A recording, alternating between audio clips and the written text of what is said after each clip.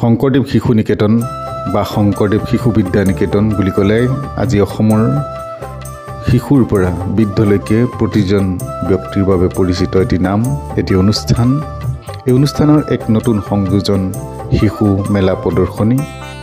অসমৰ বিভিন্ন প্ৰান্তত শিশু শিক্ষা সমিতি অসমৰ অন্তৰ্গত বিদ্যালয়সমূহত এই শিশু মেলা অনুষ্ঠানটি আয়োজন কৰি অহা হৈছে।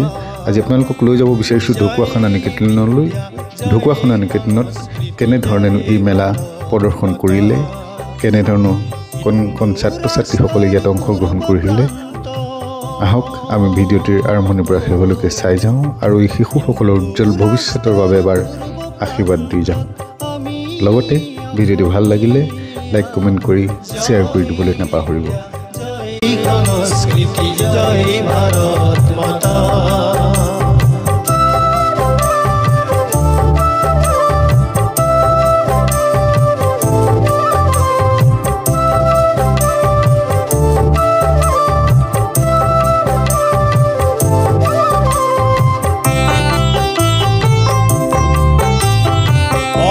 পুৰুষৰ পদ্য অক্ষৰে জ্যোতিষ্মান আমাৰ আশা, নতুন ইতিহাস গঢ়িবলৈ সমৰ্পিত আমাৰ কায়া।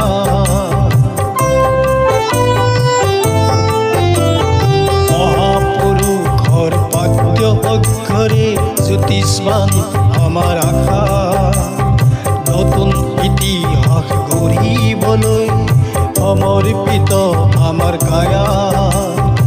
হিন্দু ৰাষ্ট্ৰৰ পূৰ্ব প্ৰান্ত,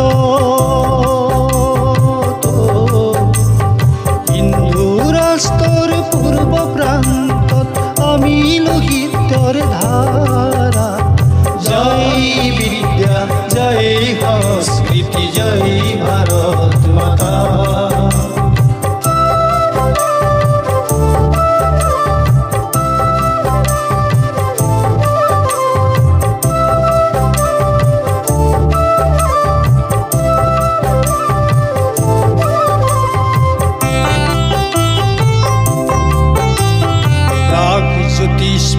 জ্যোতিষ শাস্ত্ৰবিদ আৰু বুৰঞ্জী গাথা, ভগদত্তবান অনিৰুদ্ধ উষা কামৰূপৰে কথা।